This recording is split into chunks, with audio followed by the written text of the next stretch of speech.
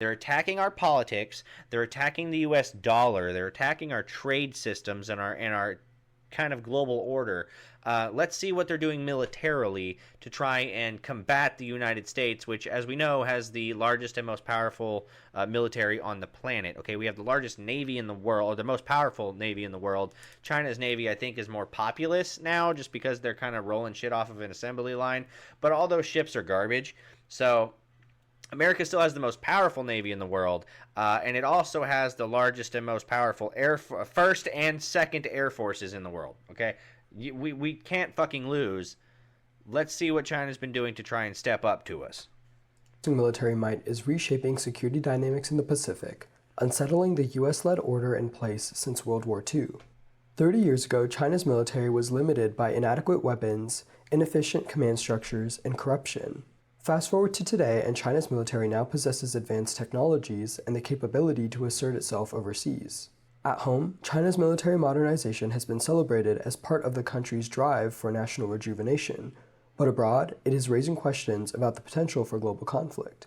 How did we get here, and where are we going next? We talked to two experts to better understand why and how China's military is modernizing and why it has the United States on alert. There's certainly a U.S. factor behind China's military modernization. We kind of guessed that. At us and asking what are our motives. The Gulf War in 1990, 1991, it was just a big wake-up call, I think, to China that they had been complacent. They did not have a modern military structure. 1995, 96, the Taiwan Strait crisis, which was triggered by China's fears over Taiwan independence, the U.S. showing muscle and sending in aircraft carriers. That became a stimulus for China to develop its military. And part of its military modernization was focused exactly on deterring Taiwan independence and laying the groundwork for one day, perhaps a non-peaceful path towards reunification. They're worried about the prospect that the U.S. would probably intervene on behalf of an ally, whether it's Japan, whether it's the Philippines,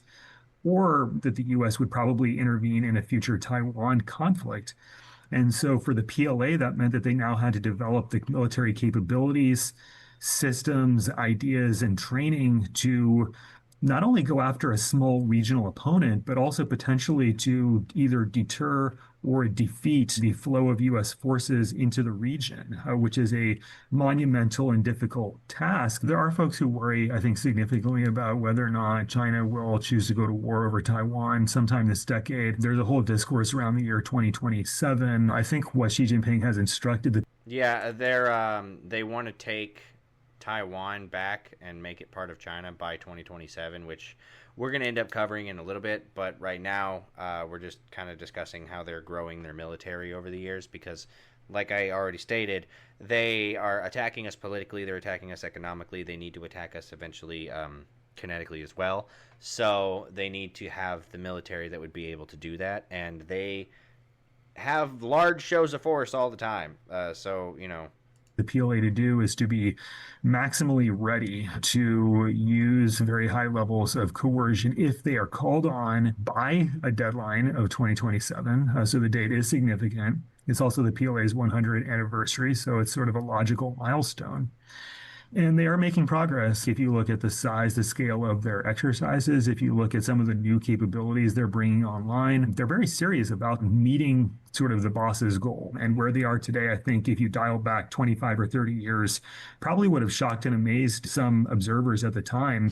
In the 1990s, even early 2000s, when I started studying the Chinese military, there wasn't much to study. I mean, people forget at this point in time, the main concern was that Taiwan was going to attack mainland China. Not the other way around, because Taiwan's military was so much more advanced and capable than the People's Liberation Army. The Chinese have spent the past, 30 years investing in modernizing their military force beyond just a normal modern force, but as Xi Jinping says, to become a world-class military. So their spending has gone up about 740% in defense spending since then, and they've invested first in modernizing all their equipment. So they didn't have any modern equipment before, about 0 to 4%, and now it's mostly modern. They build up huge numbers of equipment, and then Xi Jinping, when he came into power, he did this whole reorganization to try to make sure the military was ready to do joint operations. So during this period of time, the United States... That's another good reason that we have the tariffs. the more that we charge these countries for tariffs, the less they have to reinvest back into their militaries. So their military advancement, their military expansion, their technological advancement is going to end up being slowed and delayed a little bit. So that's just even better for the United States because we're able to continue to advance our military, leaving them farther behind, making their larger numbers mean more nothing than they already do. Has come to realize, we get into like the 2010s, China at that point had specifically developed capabilities designed to attack U.S. assets in Asia, what we call anti-access area denial, or preventing a U.S. military intervention in certain contingencies like Taiwan, or if they were to attack Japan over the Senkakus or the Philippines in the South China Sea. The United States has treaty alliances with the Philippines and Japan. So the first thing the United States did was really focus on how to have a more resilient force posture, because China's military capabilities, in particular the ballistic missiles and cruise missiles that were specifically designed in terms of ranges and targeting to hit U.S. bases and U.S. platforms like aircraft carriers. So the United States had to reconfigure how it thought about deterrence and defense in a space where it could potentially... To put this into perspective, the U.S. has 11 aircraft carriers and China has 2, I think. I'm fairly certain China's only got 2. The U.S. has 11. China has more like frigates, I believe, than the U.S. does, which they have more ships overall than the U.S. does, but the U.S. has larger and more powerful ships than China does. So that's why their numbers don't necessarily mean anything, because one American destroyer could wipe out an entire Chinese naval fleet. And in fact, recently China was doing a naval exercise, and one of America's nuclear subs just kind of popped up, said hi, and scared the shit out of everybody there because they didn't see them on the radar. They didn't know they were there.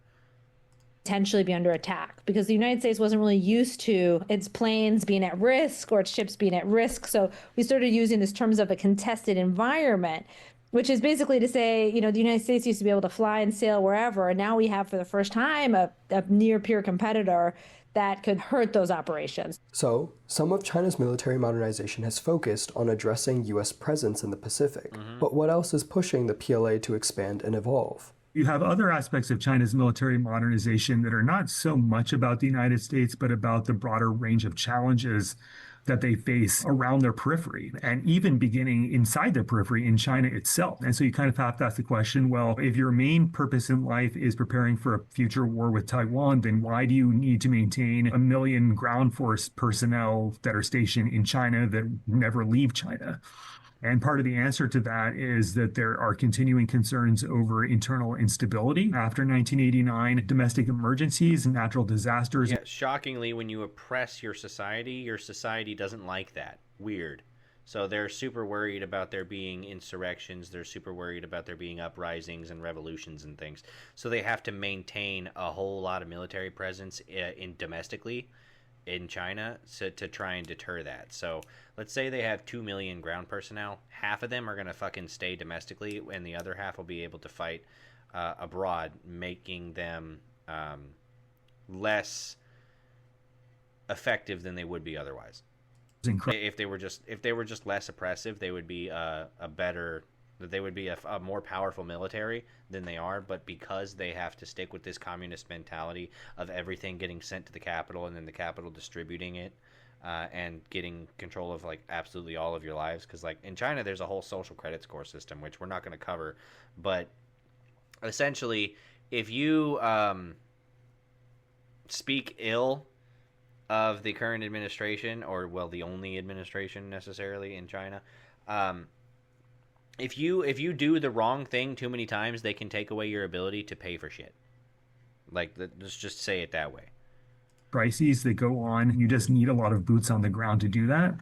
But then even regionally, you have many other challenges other than Taiwan. For the PLA, these are things they have to worry about. And so in the 1990s, especially in the 2000s, they start to pay much more attention to the South China Sea because they view their economic destiny and progress as tied to the ocean and tied to control over sea lanes near their borders. But they also have these expansionist territorial claims that have been on the books for many years, but now they have more capability and more interest in actively defending. And so they need not only high-end precision capabilities, but they just need a large navy. They need a large Coast Guard. They need some Air Force planes, basically just to project power and to try to achieve what they call effective control over this vast expanse of maritime territory south of their borders. So they have another problem that crops up with Japan in the East China Sea over the Senkaku, the Diaoyu Islands. They have other regional issues, such as on the Korean Peninsula, the fact that North Korea is pursuing nuclear weapons, and you have a series of crises throughout the 90s and the 2000s on the Korean Peninsula. China has a long memory, and they look back to 1950 and the problems that could be caused if there were another Korean War. And so they have to train and ready forces for a potential Korean Peninsula contingency. Then you have the southwest border, right, with India, which also becomes very contentious and very heated over this time. And that really has nothing to do with the United States whatsoever, but it can help to explain why they've needed to develop this very large standing army and maintain it. The point here is that they have many different contingencies and problems based on history, based on their unique strategic geography, but then also fueled by the economic rise of China, which means more money and more options, more technology that can go into an all-around modernization of the PLA to address all of these different domestic and regional problems. And then the final thing is, well, what about globally? And, even today, the PLA is very modest globally, but they are starting to make some progress. And so they're building aircraft carriers, they're building long-range transport planes. They have an overseas base now in Djibouti for about the last 8 years that they've been operating, because they're also in Djibouti. Dude, look at the bazongas on her. I didn't realize that Chinese women, like Asian women, could have some of them. Anyway, I'm sorry, I'm getting distracted. What was I talking about? I don't know. global challenges. Chinese citizens abroad who need to be protected. Sea lanes through I the was caught off guard, boys. Indian Ocean and eastwards that actually need to be defended to some degree. And so the PLA has all these different challenges percolating in this period of reform. Oh yeah, that's what I was gonna say. So like the way that China has been able to expand thus far is basically just by having a really powerful military and having really powerful trade systems and like a vast population, so that they can use the fact their consumer base, they have a lot of consumers there, so you can sell shit to China and we can buy your shit, right? So they've been working as kind of a Temu America, if you will. And that projection of strength is the only thing that's really holding together a lot of their groups. So a lot of the organizations like BRICS, for example, China's projection of strength is really the only thing that's holding that together, because it's really the only one that is a contender in any way. And so in order for China to maintain that, they have to maintain a large military presence domestically, to not only deter Russia, but also India and Taiwan and Japan. And because they're making enemies with a lot of the people that are surrounding them, they need to maintain a large military presence domestically in a way that the U.S. just really doesn't have to.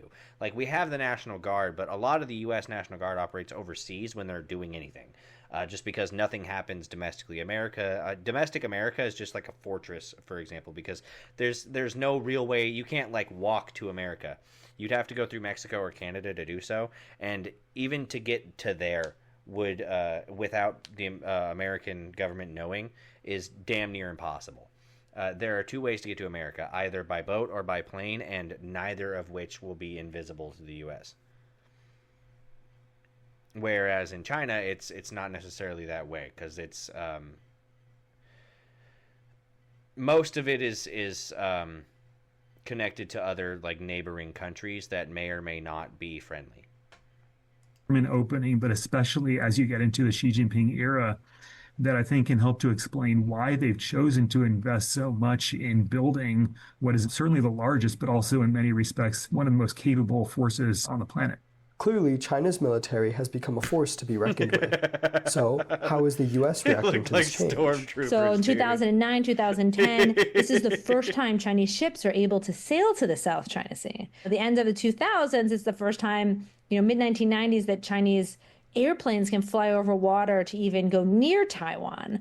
So all of a sudden, we see this increase in military presence on the part of the Chinese that are engaging in what we call sort of aggressive or unprofessional maneuvers. This is when, your stuff is getting really close. You're literally playing a game of chicken, flying towards things that could potentially lead to a collision and escalation to conflict. And we start seeing China using a lot of gray zone activities, which means that they're not using traditional military tactics. There's a lot of deniability in what they're doing. So then the U.S. Defense Department starts thinking about, okay, how do we respond to these lower level types of things? The U.S. Coast Guard starts operating in the Indo-Pacific for the first time. The United States starts forming partnerships and deepening alliance frameworks, trying to support the Coast Guards of these countries to push back against China. And then lastly, what we see is the escalating rhetoric and behavior, activities around Taiwan, and capabilities designed specifically to take Taiwan by force. And so this is the last stage in which now the United States is very focused on enhancing its military force posture close to China to be able to respond to a Taiwan contingency in a timely manner. And then, of course, building deeper alliances with countries like Japan, South Korea, Australia, so that these countries are actually going to be more willing to directly support what we sort of euphemistically refer to as a Taiwan contingency. So the Chinese, I think, were kind of hoping that with this modernization, there'd be some sort of concession and acceptance of their military dominance in Asia. The U.S. military, given the enhanced risks, will pull back. Allies. Let's be honest. China wants the rare earth minerals that are in Taiwan. For the same reason that America does, if I'm being completely honest with you. But they have like a mandate to get it by 2027, I believe. And partners. We'll cover it, and we'll cover it. Given that they're under threat, would instead sort of lean closer to Beijing. But that is not so far how the U.S. government has reacted to these changes. And it seems like, at least for now, the United States is very dead set on maintaining its position in Asia. Discussions of China's military modernization have recently included the topic of nukes. How is China modernizing its nuclear capabilities, and should it make the U.S. nervous? So China is certainly rapidly expanding and modernizing their nuclear forces. If you go back to 2020, they only had about 200 nuclear warheads in their stockpile. The latest estimate from DoD in 2024 was that they had now more than 600. So they had more than tripled their nuclear stockpile in 4 years. And they're on track to go to more than 1,000 in the next 5 years or so. They're also modernizing and diversifying. How many times so they are over building, for example, long-range dual-use. At some point, it's just too many, right? Like, because at some point, I'm thinking maybe a couple of hundred and you destroy the planet, right? What is the reason? It's just who's got the bigger dick. Like, that's all that it is. It's a dick riding fucking contest, man. Like, what is this? You don't need 1,000 nuclear weapons, like, at all. You could make 100 and then just go, all right, what's up? 100 nukes and you could wipe out any country on the planet. This is what the fuck, dude? Use missiles that, you're not quite sure. Is there a conventional warhead on that thing? Is there a nuclear warhead? It's all sort of mixed up together. But those are the kinds of missiles that they would be threatening Guam or other U.S. positions in the Pacific with. They have nuclear submarines on patrol in the South China Sea. They also have nuclear-capable bombers, and they're interested in further developing their nuclear. And so there's a debate going on right now about what's triggering all this. And there is one side of the debate that says that they're mainly reacting to the United States. They're saying that they are more concerned about U.S. intentions, but more specifically, they're concerned about the modernization of U.S. forces. And they think that that requires them to modernize and upgrade their own nuclear arsenal just to maintain deterrence. But there are other perspectives as well. They're not just simply trying to make it difficult for the U.S. to use nuclear coercion against them, but they're actually trying to build a large, intimidating machine that could potentially... Yeah, this is what I'm talking about. The 3,700 is just too much. Like, I'm as pro-America as anybody, but it's just too much, dude. Like, how many times over could you destroy the planet with that much? Like, for real. Deter or dissuade the United States. Just simply casting that nuclear shadow, that itself could be sufficient to keep the US out of the fight. There has been this inherent belief in the United States that deterrence is like linear based on number of nuclear weapons. Like you have more deterrence because you have more nuclear weapons. Whether the United States has 10 times more nuclear weapons than China or 15 times more nuclear weapons than China, it makes no strategic difference. Okay, thank you. All right, I swear I did not watch this prior. Thank you, somebody brought it up. All right, like it's crazy to have that many. There's no reason. It's just who's got the bigger dick. They're outnumbered. I think there's been many aspects of their force posture, doctrine, training, readiness, capabilities that really highlights that they were serious and they are serious about this minimum deterrence posture. And the minimum deterrence posture is about the ability to retaliate. So their view is the United States does not have the resolve to absorb a nuclear attack, period. Like whether it's 2 nuclear weapons or 20, like 2 is too much. Especially in the conflicts we're talking about, is the United States really going to accept like a nuclear detonation in Los Angeles to protect uninhabited islands in the South China Sea? Like, no one believes it. So it's like, if China just can threaten that, that's enough. If China, for whatever reason, wanted to complicate U.S. planning, they don't need more nuclear weapons. To be fair, we're at a point now where that Los Angeles mayor might ask China to nuke them just to spite Trump. So, I don't know. Just need to say that they will use nuclear weapons if the United States intervenes in a conflict. They've never made that declaration. They've never changed their force posture to support that. Even when their military was so conventionally weaker, they were basically planning on losing a war before they were going to sort of threaten nuclear use to compel the United States to do something. People are worried they're building up nuclear weapons to like support more aggression. They could just change their doctrine right now with no nuclear weapons and achieve the same goal.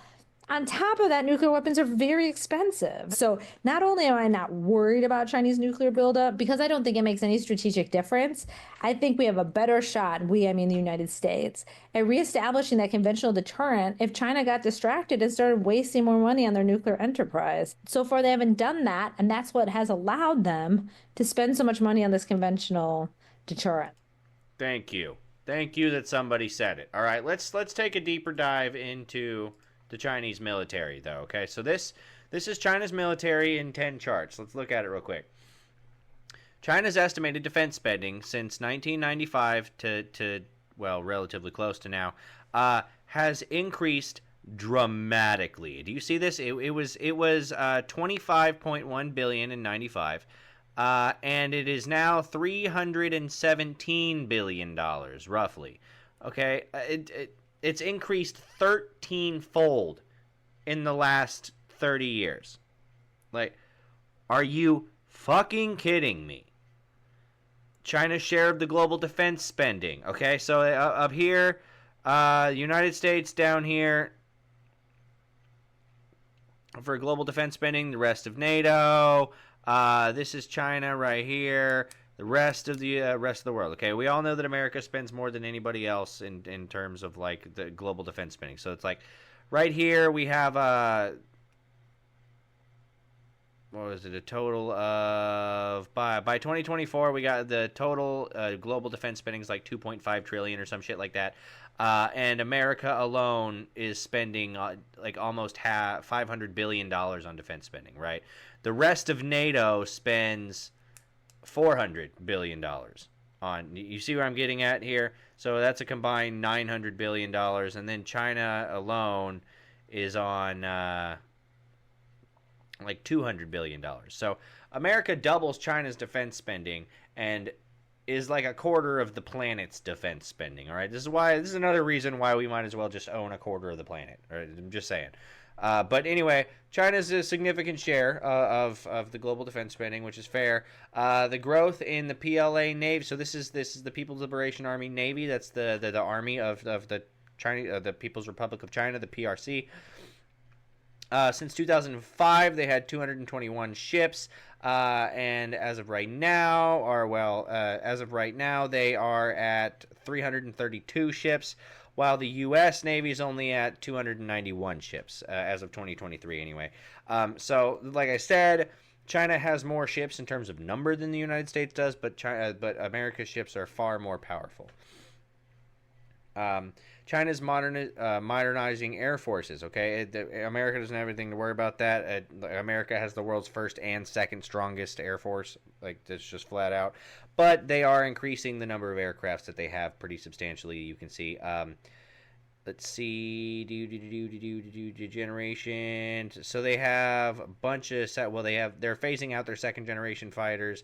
They even looks like they're moving on to fourth, fifth, and China's getting to a sixth generation fighter.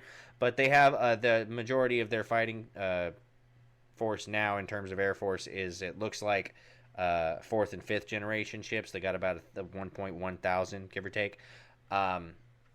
And then they have a couple of 105th generation planes, which is nice for them. Don't get me wrong, but it does not compare to the United States. This is just kind of how powerful China is.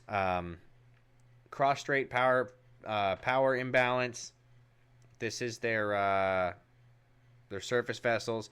So they got a lot of assault ships. They got a lot of coastal patrol type ships. They have nuclear-powered ballistic missile submarines. They got a lot of those. Special mission aircraft. So those are things like UAVs, global internet type stuff, right? The Poseidon aircrafts, where they can detect like submarines and shit. They don't have as many fighters. They don't have as many transport planes, but you know. They got to do what they got to do. Okay, they're putting out numbers. It's about numbers for them. It's not quality, honestly. For America, we don't care so much about the quantity of things, because we understand that one good ship could level a fleet if it's built properly. China's growing nuclear warhead stockpile. We already covered that. They're ramping that up pretty significantly for no fucking reason. China's evolving missile arsenal. Yeah, they're working on their ballistic missiles because they're building nukes, and so they need a way to do shit. We understand that, yada yada. Increasing military and dual-use satellites. Yeah, so China's got a whole hell of a lot of satellites up there. They are our greatest competitor in terms of the space race. The Artemis program right now that NASA's working with is in direct competition with China to put a base on the moon. That's where we're at, and China, I believe, wants to have it there by 2030, and the Artemis program's trying to have it there by 27. So we'll see if it works. Shrinking ground forces. Oh, now that is interesting. Changes in the PLA personnel by services. It looks like their number of active duty ground personnel has actually decreased over the last few years. But then again, with the addition of more missiles, more aircraft, more ships and things like that, then they can probably afford to lose a few. Yeah, so that's the Chinese military, obviously. I do wonder, though, what exactly happened? How did they get all the money for this? This is the Select Committee on the CCP, the U.S. House.gov. Okay, so new investigative report uncovers billions in taxpayer money used to fund Chinese military apparatus. This was a report put out on September 5th, 2025. Today, the House Select Committee on China released a groundbreaking investigative report revealing that the Biden-era Defense Department and longtime career officials have allowed extensive research to be conducted with the CCP-backed defense entities while funded by U.S. taxpayer dollars. So all of the research that China's been doing, they haven't had to put money into it, because they're working with American companies, and it's all being funded by the American company through American taxpayer dollars. More than 1,400 research publications have been identified involving DoD-funded projects with Chinese partners, totaling more than $2.5 billion in taxpayer funding. Approximately 800 of the publications, which means over half of them, involved direct collaboration with Chinese defense entities. The Chinese Defense Department has been getting all of their research and development funding from the United States of America. This is bullshit. Several case studies in the report point to a large national security risk. No shit, this is a national security risk. American taxpayer dollars are funding the Chinese military. This is fucking crazy. In a third example, in 2024 publication on nanoscale optical devices funded by the Air Force Office of Scientific Research, was co-authored with researchers from City University of New York, Huanzhong University of Science and Technology, Sun Yat-sen University, Wuhan University of Technology, and the China Academy of Launch Vehicle Technology. Both Huanzhong University of Science and Technology and Sun Yat-sen University are co-administered by China's State Administration of Science, their government. So China's State Administration of Science, Technology, and Industry for National Defense, an agency that conducts research for the People's Liberation Army. This is China's largest missile weapons and launch vehicle development and production base, responsible for the development of both hypersonic missiles and reusable launch vehicles. They are bastardizing American systems. They are using American taxpayer dollars to fund their research and development so that they don't actually have to put any of the money. Oh, dude, this is bullshit, man. What the fuck? There is no justification for U.S. taxpayer-funded research to be conducted with entities documented to have facilitated human rights abuses or support China's mass surveillance apparatus. I whole ass agree with the Select Committee on the CCP from the U.S. House of Representatives. What the actual fuck is that? Okay, well, so we've covered China's military being strong. We have covered the fact that it's only that way because of the U.S. taxpayer dollars. So what exactly does China want to do? I told you that we would discuss them wanting to take Taiwan in 2027. This is that. This is us discussing them wanting to take Taiwan in 2027, okay? This is first post on YouTube. China is preparing to invade Taiwan by 2027? Question mark. U.S. raises alarm. No shit, I would raise alarm too. Fucking Jesus Christ. They're our biggest threat right now.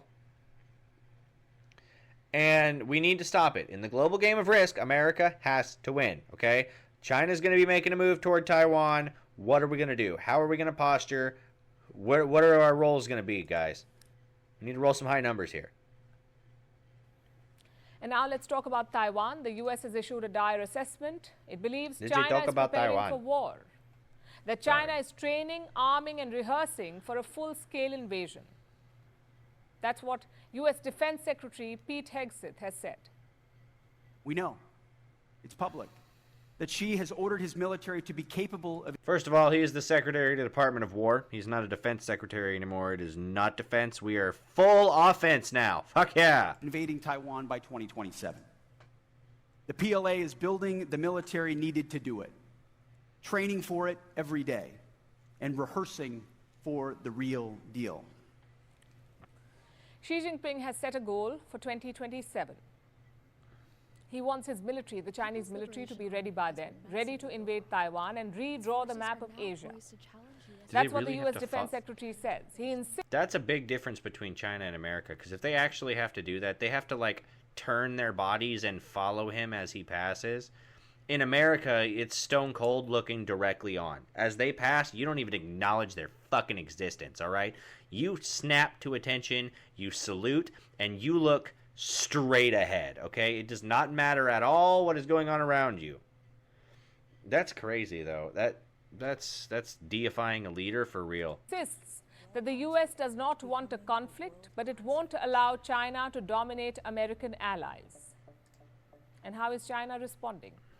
With threats and warnings of its own, China says the U.S. is, quote-unquote, playing with fire and that it should stop selling weapons to Taiwan. China firmly opposes U.S. arms sales to the Taiwan region of China and urges the U.S. to adhere to the One China principle and the 3 China-U.S. joint communiques. Why the fuck would America adhere to the One China principle? All right? You adhere to Manifest Destiny. How about that? especially Lin Jiang, whatever the fuck Lin. It's a girl's name.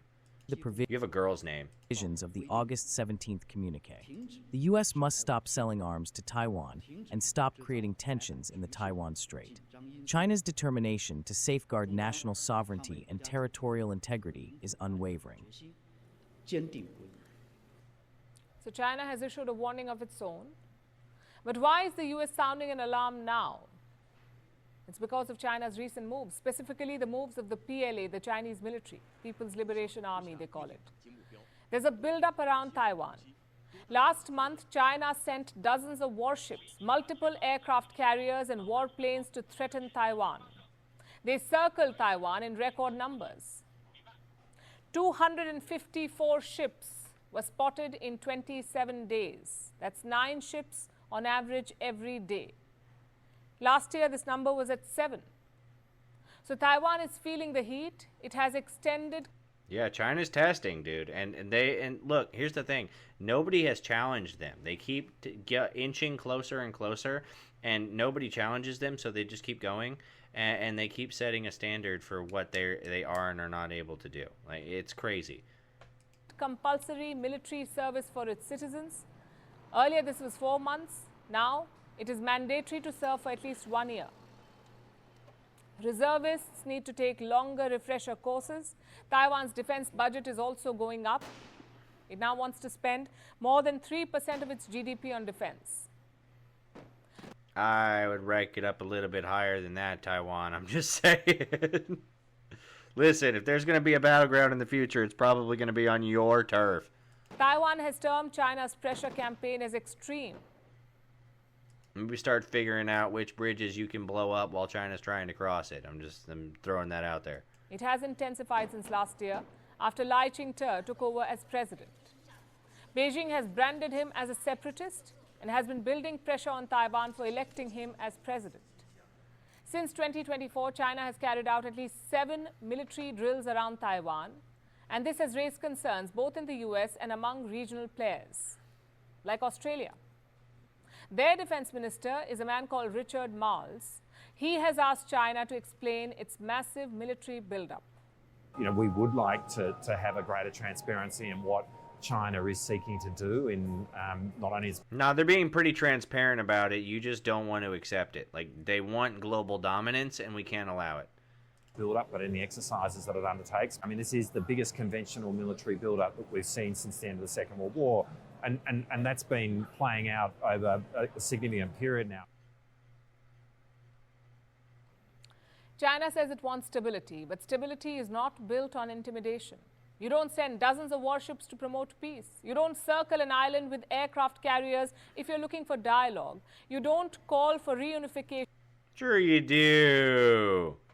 While rehearsing. I mean, to be fair, if you're in a communist dictatorship like China is, shows of force are dialogue.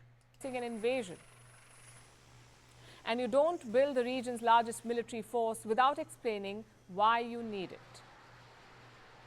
Beijing claims that Taiwan is an internal matter, but its actions have external consequences on global trade, on sea routes, and on regional security. Look at them follow him. It's China's crazy. actions are not defensive. They are, in fact, coercive. And they're keeping the entire region on edge.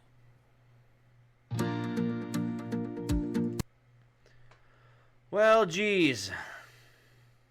Yeah, they want to reunify China, or so to speak, right? And another crazy thing that she didn't mention that China ends up doing is, so the way that a lot of the oceans are just like international waters where everyone is allowed to kind of roam around and do kind of whatever they want, because they don't want one nation controlling like the Atlantic Ocean or the Pacific Ocean, for example, right? So they get like X amount of miles off of their own coast as their turf, but then after that it's considered international waters. So it's the same thing over in the South China Sea between China and Taiwan, where they only get X amount of miles off of their shore that they can consider as theirs. But what China has done is they've started building small like sand barges, because there's no real like minimum to what an island can be in these like treaties and in these like international regulations and things like that. So they can build a small sand barge, and then they'll call that part of China because they did build it, and technically it is part of them. But now, because they've built that X amount of miles that they get that they can claim as their property extends farther. And then, so let's call it like 10 miles, right? China will go 10 miles off of their own shore. They'll build a small sand barge, and then they'll go 10 miles off of that sand barge because it technically belongs to them now. They'll build another small sand barge, and then they'll go 10 miles off of that sand barge, and then they'll station their military 30 miles away from their border, which should be international waters, but is now instead Chinese waters because of these crazy sand barges that they fucking built. Are you following along? China is doing this intentionally, and there's no way to convince me otherwise because they are doing it intentionally, flat out. So why exactly, though, are China and the U.S. so obsessed with Taiwan? Okay, so this is DW News. I don't know if that's for Daily Wire or if that's for something else. I really hope it's not in Japanese because that would really suck. But this is why China and the U.S. are so obsessed with Taiwan. Let's find out what they have to say. Chinese soldiers preparing for battle. Oh, really? This is what Beijing wants to show the world. With each military drill, China is drawing ever closer circles around Taiwan. China has a clear goal to gain control. See this. Okay, so over here is China, up in this kind of corner up here. And then down here is Taiwan, right? So China is building small barges to extend their reach farther and farther. I believe China's calling this theirs too. I don't remember. But they build small barges to extend their reach farther and farther closer to Taiwan, which is crazy. Control over the island. China will surely be reunified. Are you willing to get involved militarily to defend Taiwan if it comes to that? Yes, that's the commitment we made. The United States is building up its military presence in the region and is practicing how to sink Chinese ships.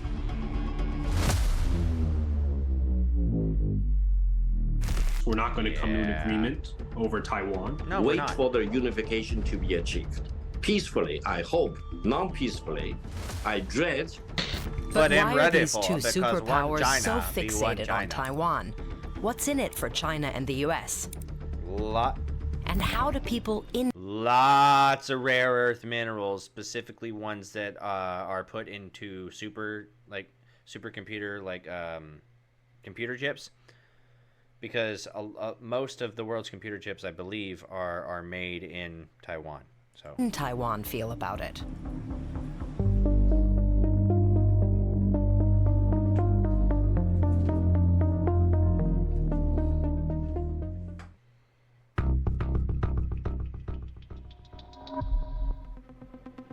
It's Taiwan's location that makes it a geopolitical flashpoint. Taiwan has 23 million inhabitants, and its main island lies only 130 kilometers away from China's mainland. These tiny islands right off the coast are also under Taiwanese control. And Chinese military drills around the whole of Taiwan are getting bigger and more frequent. In recent videos released by China's People's Liberation Army, Beijing has threatened to encircle the island. It sees Taiwan as part of its territory and says it's ready to use force if necessary to get it back. We'll talk more about the history and Taiwan's status later. For now, you need to know that in the late 1940s, there was a civil war in China between communists and nationalists. The communists won and took control of mainland China. And the nationalists fled to Taiwan. That laid the groundwork for today's tensions. The U.S. has an ambiguous policy towards Taiwan. Since the late 1970s, it's recognized Communist Beijing as the only legitimate government of China. But it has informal ties with Taiwan and is seen as the island's protector. Pelosi, fuck you. Okay, let's go back to the map to understand why the US and China can't quit Taiwan. In some ways, Taiwan's strategic importance is about 3 choke points around the island. To the west, there's the Taiwan Strait. It's a key trade route for both Beijing and Taiwan, and also for everybody else. Almost all the world's biggest container ships pass through here. To the north, the Miyako Strait. It runs between Taiwan and these Japanese islands. And in the south, the Bashi Strait. It runs between Taiwan and the Philippines. For China, these 2 straits on either side of Taiwan are key strategic gateways to the Pacific Ocean. Taiwan is in the middle of the Chinese coastline, which is very important. This is Victor Gao. He's a former Chinese diplomat and vice president of the Center for China and Globalization, a Beijing think tank some say is close to the Chinese Communist Party. Taiwan Island faces the Pacific directly, and if Taiwan is occupied by a foreign country, for example, it interrupts the continuity of the Chinese coastline and also prevents the Chinese access directly to the Pacific Ocean. No, I mean, yeah, I can understand why China feels the way that they do about this. And again, if they were like a free society, if America was in the area like geographically that China is, then I would be all for America taking Taiwan. But being the communist dictatorship that it is, and America really needing to win this global game of risk, I'm just, listen, if we were to go into a global war, I do think that America would cede Taiwan. But I don't think that they would cede Japan. I think Japan would put up a fight. And I think most of what is on the island of Taiwan currently would be rendered unusable because America would just level the whole thing. Just because they don't want China to get access to it. Like, that's it. The U.S. says it has no troops permanently stationed in Taiwan, but the island plays an important role in U.S. strategy. To understand why, let's look at the military bases in the region. Here are some of China's main naval bases close to its coast. And the U.S. has some of its key bases in South Korea, Japan, and the Philippines. If you connect the dots, you'll see the U.S. bases form a chain. Got them boxed in. Taiwan sits at the heart of what we call in the United States the first island chain. David Sachs is an expert at the Council on Foreign Relations, a think tank in New York City. Yeah, we've referenced in the you guys past, a he lot. worked at the American Institute in Taiwan, which serves as the de facto U.S. embassy on the island. If you look at the first island chain, these are all formal treaty allies of the United States or close partners in the case of Taiwan. And with that, the way it is, the United States can project power close to China's shores, protect its allies and its interests. Conversely, it's very difficult for the Chinese military to project power outside of the first island chain and threaten the United States physically or our interests in the Indo-Pacific. To strengthen this island chain, the U.S. is expanding military cooperation with Japan. What do you guys think? State of Japan? I'm just saying. Japan, the 54th state of the United States. I mean, I'm just saying. I'm just hear me out, okay? All right? Let me know in the comments. What do you think? And the Philippines, which are also wary of what they see as China's expansionist goals. For example, just last year, the U.S. gained access to military bases in the north of the Philippines, right next to the Bashi Strait, one of those Chinese gateways to the Pacific Ocean we mentioned. Here you can see American and Philippine troops conducting exercises in the waters nearby earlier this year. They even sank an old Chinese-built ship that the Philippine Navy used in the past. A clear message to Beijing. And obviously, China is not happy about the U.S. island chain strategy. Come on, we are not living in the 19th century. We are not living in the imperialist century. Yes, we are. American imperialist this time, though. Using this outmoded way of thinking, as if you can set up a chain to block, for example, China from accessing the Pacific Ocean. It's ludicrous. Beijing is rapidly modernizing its navy, in part to be able to break through the chain of U.S. allies. For example, with the Fujian aircraft carrier. Here it is on sea trials earlier this year. Yeah, so the aircraft carriers that China has are relatively new, and I'm pretty sure they've only got like 2 of them. It's China's 3rd aircraft carrier. Fuck, I was wrong, they have 3. And the biggest ship in the Chinese Navy. The number one objective here is to keep the United States out of the region during a conflict. So what we call anti-access area denial. Prevent the United States from being able to defend our treaty allies and partners. So to sum up, Taiwan's location makes it essential to both sides as they try to gain the upper hand in the region.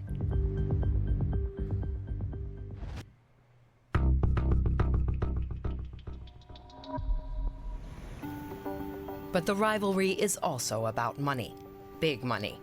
Economically, the small island has an outsized importance for both China and the US, even though neither officially recognize Taiwan as a country. Really? That's Both funny. China and the US have What are we even significant fighting trade over links then? with Taiwan, and much of that business comes from just one company. TSMC, Taiwan Semiconductor Manufacturing Company. Yep. It produces microchips. Taiwan makes 90% of the most advanced ones in the world. Yep, that's what I said. Both the US and China are dependent on them, and so is everybody else. Intel, Apple, Google, fucking Samsung, There's a good chance Android, TSMC's bro, semiconductors are in the everybody. device Your that you're using to refrigerator. watch this video right now. They're in new cars, fridges, and fighter jets. Everywhere. They're needed to develop new AI models. And US leaders worry that losing Taiwan to China could permanently shift economic tides against them. Well, not necessarily. I mean, we'd have to take over Greenland, but you know, we could figure it out. Also, it will be a bit of a fight for China to be able to take Taiwan even kinetically, and it will probably cost them too many of their resources, and they'll end up just fucking it up. In the very same way that Russia did with Ukraine. Russia should have been able to, by all rights, Russia should have been able to steamroll Ukraine and was not able to. We don't assume that a region under Chinese hegemony would be open to U.S. trade and investment. I think that China would reorder the region. They want the United States to basically supply them with raw materials that are turned into manufactured goods in China and then sold all over the world. And there isn't really a role for the United States or other industrialized countries in that. The Chinese economy is already larger than that of the United States if you use purchasing power parity. China produced more than 30 million cars in 2030. The Americans 30 million American cars. Probably produced less than half of that. So why? But also, yeah. Oh boy. America's outsourced most of its manufacturing, which is the reason why China's economy grew the way that it did. But also, what he's not mentioning here is that the cars that they were making were American vehicles. Your Fords, your Jeeps, your Lincolns, stuff like that. Why should anyone believe they can have some benefit of picking a fight with China? No, there is no benefit. China does not look at Taiwan from an economic or commercial perspective. So why? We look at it purely from a colonistic perspective, because Taiwan belongs to us and we will have it. Why is Taiwan so important to Beijing then? Because I think it used to belong to China, which is why they're fucking doing it. But much like Hong Kong, it decided to separate from Mao's China, and now they want it back. To understand, let's dive back into history. China lost control over Taiwan during what it calls the Century of Humiliation. These caricatures of China being carved up by various foreign powers might explain why. From the mid-19th until the mid-20th century, China was plagued by invasions and internal disputes. This is important because that notion of humiliation still plays a big role in Chinese state ideology even today. Oh yeah, the Japanese imperialism really fucked China over. Yeah, that's fair. day. In 1895, Japan took Taiwan from China and made it a colony. After World War II, the Allies forced Japan to give it back. But at the time, China was in the middle of a civil war. The government of the Republic of China, or ROC, was led by nationalists under Chiang Kai-shek. Mao Zedong led communist forces against them.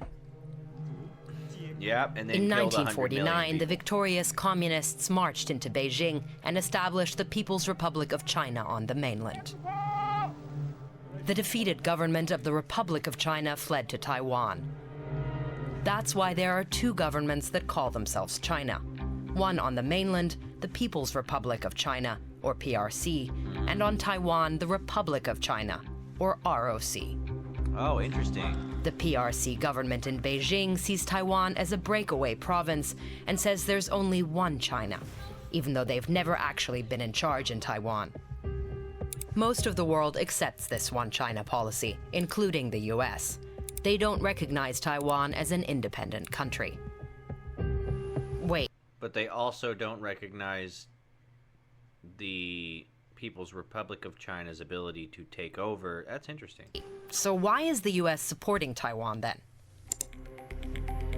There's also a history to that. After the Civil War, the US initially saw the nationalist government in Taiwan as the only real China, rejecting the communist government on the mainland. US To be fair, we should still reject the communist government on the mainland. I'm just throwing that out there. soldiers were even stationed in Taiwan under a common defense pact. The change came in the 1970s. The US sought closer relations with Beijing. That meant closing the US That's when we sold out all of our manufacturing to China. embassy in Taiwan and pulling out US troops. Still, See, I know things. I'm providing valuable commentary and context to this. informal ties persisted, like that de facto embassy, and the US still guarantees to sell Taiwan weapons. But they have a deliberately ambiguous policy on whether they would defend Taiwan. It's meant to prevent China from invading and Taiwan from declaring independence. But that strange limbo has been the status quo in Taiwan for decades, and it's created realities on the ground. Taiwan developed from a nationalist authoritarian regime into one of the strongest democracies in the region. There are elections, a free press, and civil liberties. Taiwan was first in Asia to legalize same-sex marriage. This year, a progressive party Yeah, it's something that China's whole ass against, which is crazy because now I have to say that I agree with China on something. was re-elected for a third term, vowing to maintain that tense status quo. DW's Taiwan correspondent Yu Chen Lee can give us a sense of things on the ground. Here in Taiwan, the atmosphere is very different from you might read in the headlines. The tension has become part of daily life. One key reason is that people in Taiwan have been living under the threat of the Chinese Communist Party for many decades. The majority of the Taiwanese prefer to maintain the status quo with China, but how to do so is a rather polarized debate. If China wants to bully us, at least we still have the US and Japan. They're our friends. I've always been skeptical of America, but we have no choice if we can't get stronger or have enough forces. You could vote to become a member of the United States. Throwing that out there, become a state, or maybe an official province or territory like Puerto Rico. I'm just throwing that out there. You guys can vote to do that.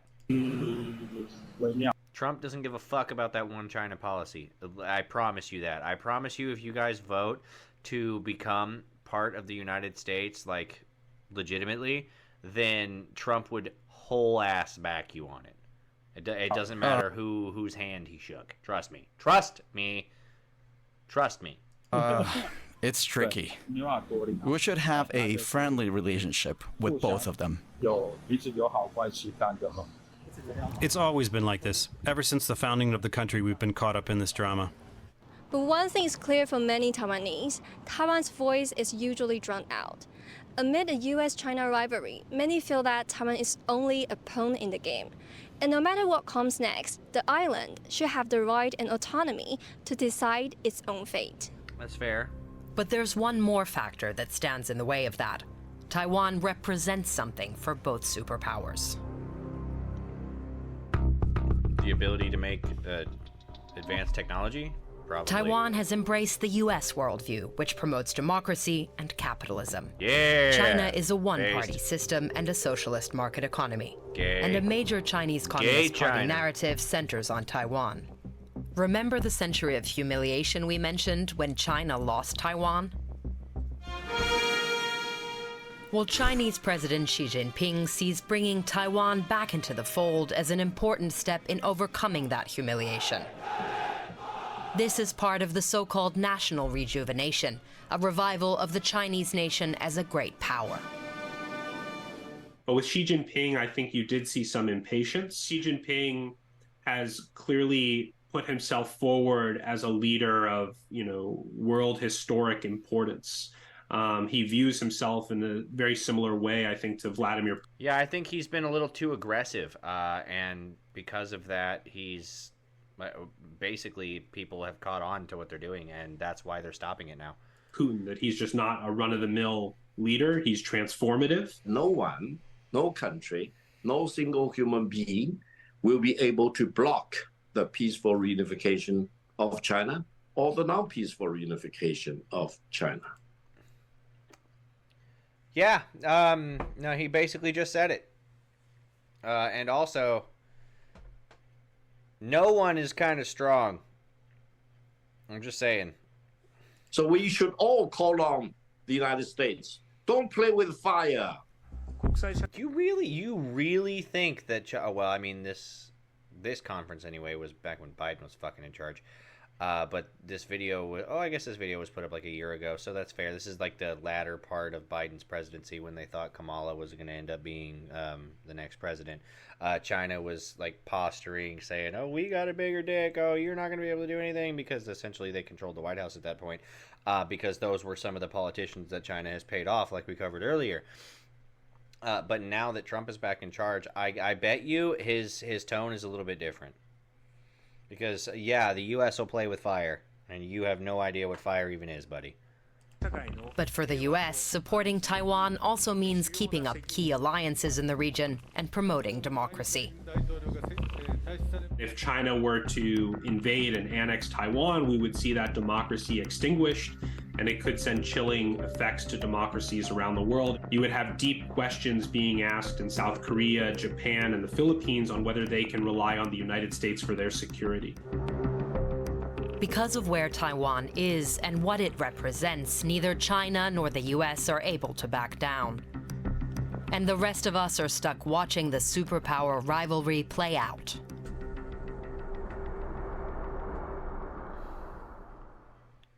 Yeah, definitely subscribe to them. Definitely go and check out their channel, shit like that. So yeah, America and China will probably end up getting into a kinetic war sooner rather than later. And they're predicting it's going to be by 2027. I don't know necessarily, but I do know that America will win. Anyway, definitely subscribe on Rumble, subscribe on YouTube. I'm everywhere that videos are posted. You can follow me on X, and I stream once a week on Kick. So I look forward to seeing you guys. Bye.